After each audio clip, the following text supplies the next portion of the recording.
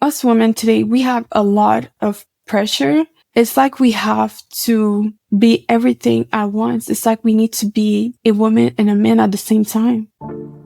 Welcome. I'm your host, and you're listening to Elevate with Noemie, your new favorite and go-to podcast. It's about time you tuned in. Come on this journey with me, and let's get it.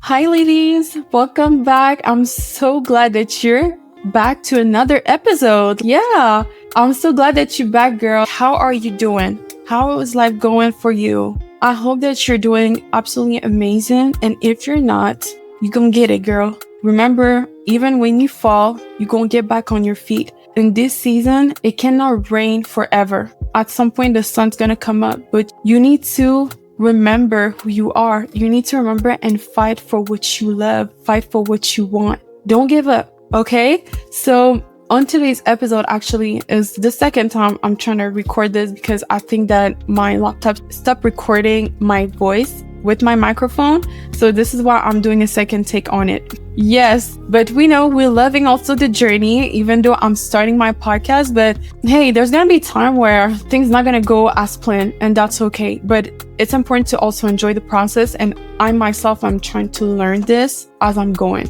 So today's topic is actually gonna be about challenges that women are going through in today's age. And it's a subject that comes in my mind quite often because it's constantly in our face. Basically, we see it on social media, we see it outside, at our job, in society. It's just everywhere. As much as I know that feminism movement took a toll on our lives, I know that it also had certain benefits because during wartime, people needed to keep up with their corporate jobs, the companies, etc. And women for the first time were experiencing all these things, which is great. But at the same time, when these soldiers came back home, the wives needed to go back to what they used to. So that's how it started at first. And there were 3 waves of feminism. At first, it was just supposed to be 2, but we end up with a 3rd wave. I don't know if that really served us, but that's going to be for another debate. Okay.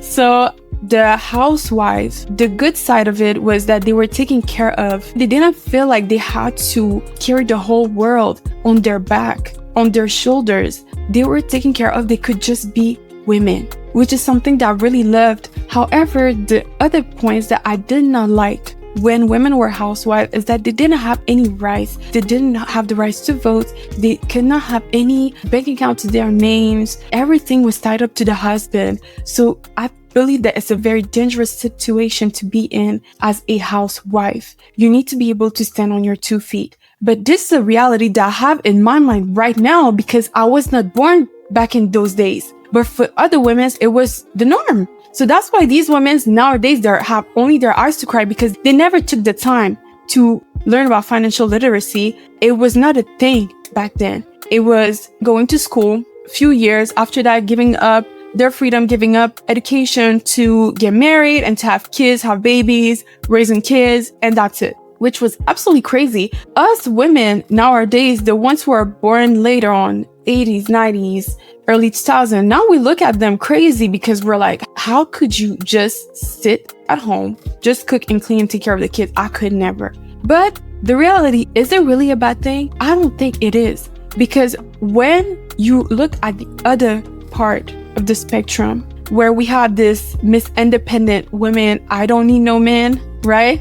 Or this boss lady or the corporate girly who don't need no man, these women are extremely exhausted because they have to be the woman and the man. And honey, you were never meant to be both. When you look at your body, are you a man and a woman at the same time? Why can't you just be a woman? But what does that mean nowadays for us to be women? Because we have so many things to keep up with that our body cannot keep up with all these expectations that is upon us. And I'm gonna tell you something. I'm not saying that, okay, what is she trying to tell me? That I should be a housewife or I should be a boss lady? I'm not telling you anything. I'm just having this discussion with you. I'm saying that certain things, whether being a housewife in the past or being Miss Independent, I don't need no man today, none of these 2 situations are fully serving us. I feel like there's certain parts back in the days that are good to keep and certain things from the modern women today that we should also implement in our lives. Because I do think that when you're a housewife, the most beautiful thing about it is that you're taken care of. You don't have to worry about so many things, which is great. And I feel like women should have that, should be taken care of, should be provided for.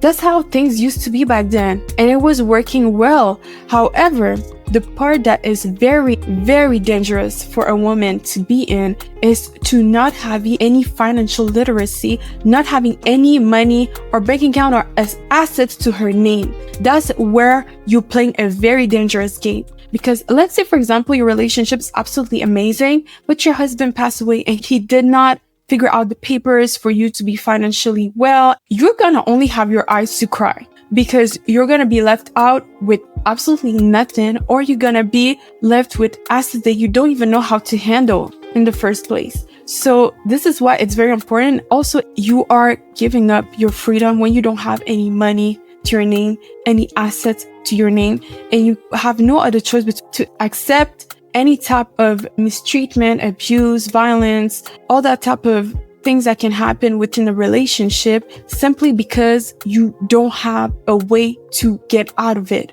And I don't want you to be in this type of situation ever, which is why the other side of the spectrum of this Miss Independent, I don't need no man, could never be in that situation because she has her money, which is an amazing thing that you should always have, regardless of your relationship status. Always have your own money, whether you're working actively to earn it or you have passive income or assets to finance your life, which is the ultimate best to make money, in my opinion. But yes, these women, they understood, and some of them, they probably also have trauma, or they probably were exposed or experienced certain situations that made them think, I could never accept disrespect from a man, mistreatment or cheating or domestic violence, etc., because I don't have money. So this was a way for them to escape, to not let them be in this situation. You know, how we came from a housewife, traditional housewife, to the extreme of boss lady, Miss Independent. And I do think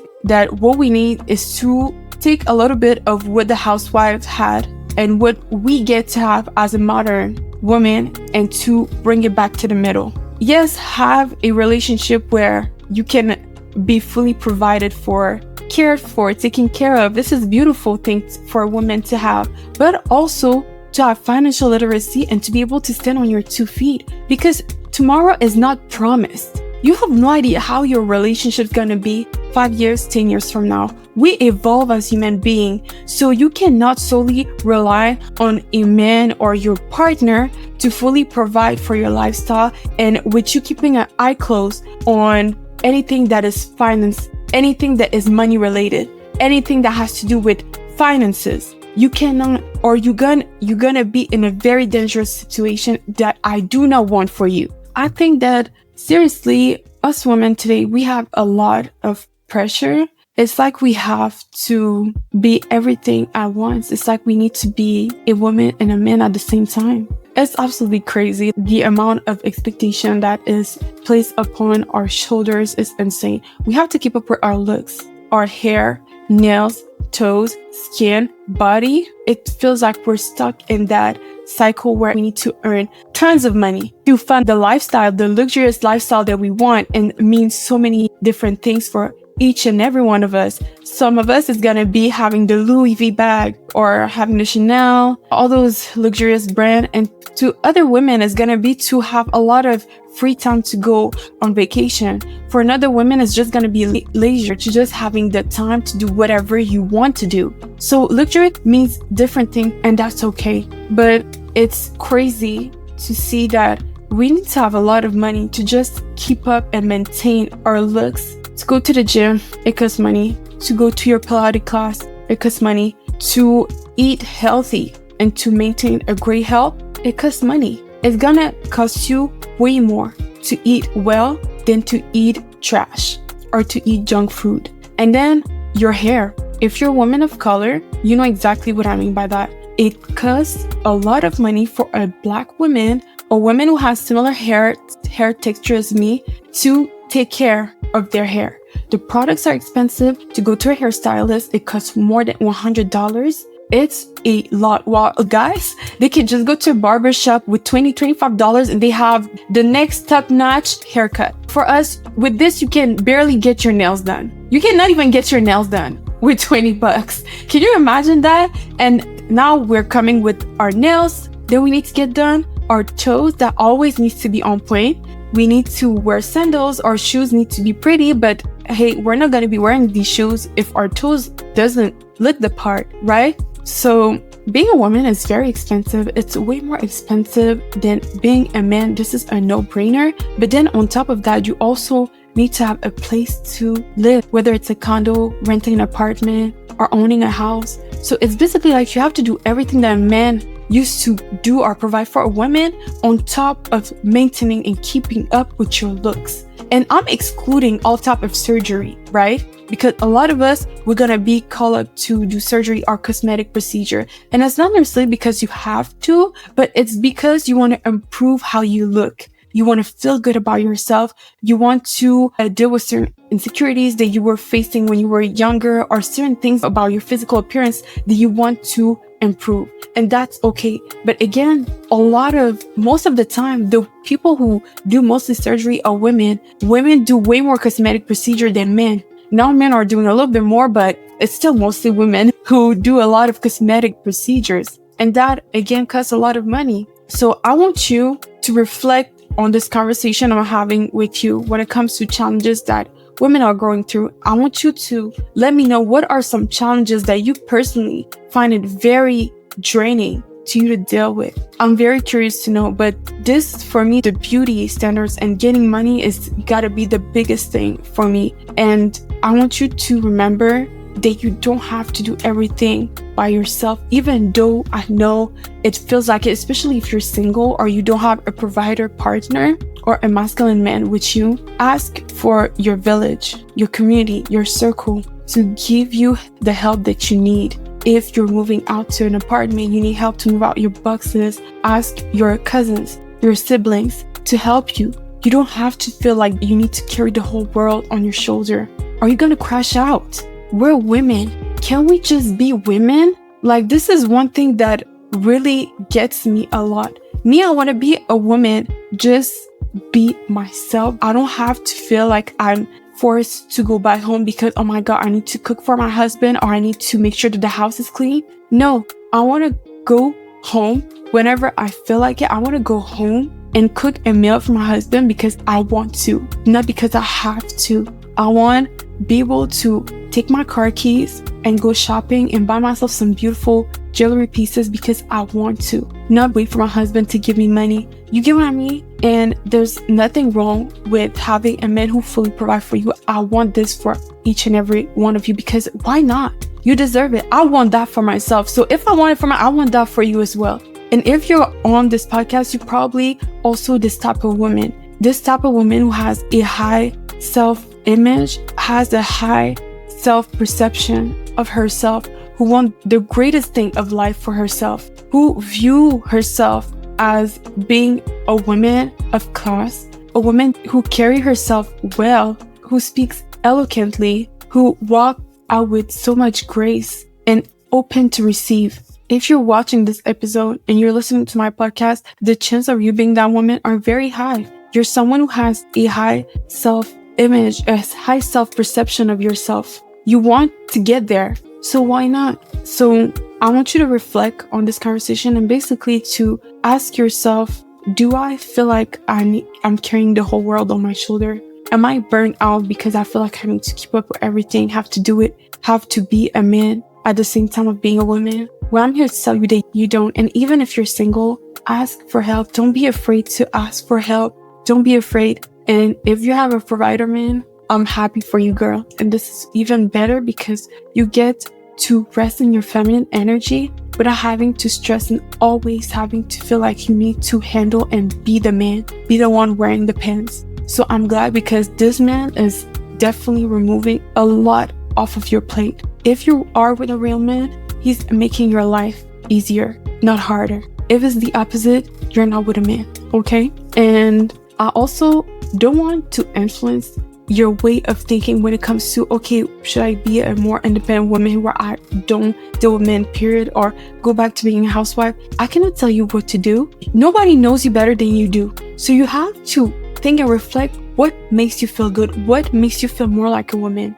Me, I know that as much as I'm not someone who likes to cook and clean all the time, I know that having a provider husband, I would like sometimes to go home and to cook for him or cook with him. That would not be a problem for me. It's just that I don't want to be tied up to, okay, this is my job. I need to cook and clean all the time. I don't feel like it's a must, that it's mandatory for me to do it. I just want willingly do it. Or instead of cleaning, he's going to hire a staff or a maid to clean up the house and to keep up with the house, making sure that everything is clean, to keep up with the maintenance of their house. He's gonna hire a maid for that. But when it comes to cooking, can it just be because I simply genuinely want to do it for you, not because I have to? These are two different things. Sometimes women felt like they had to cook and clean because obviously they're not the one bringing the money. They're not the one taking care of the house, the bills, everything else. So that was the mentality back then. Even though there's some of you who love to cook and clean, and that's amazing. Yeah, there's nothing wrong with that. If you genuinely love to cook and clean for your man, there's absolutely nothing wrong with that. But for my women who don't feel like it's chores, you could hire a staff or maid to do it, that's okay. As long as you're happy with your decision, that's all that matters. Not everything's gonna fit for every woman. My final thought on this discussion is the housewife era where women were very traditional. On the other spectrum, you have this independent boss lady who should take a little bit of both worlds and combine them to have our ideal situation. But that's just what I think. Not every woman is going to agree with it, and that's okay. But at the end of the day, you have to do what's best for you. I'm never going to tell you what to do because, girl, you're the only one who knows you better. So you're the only one who's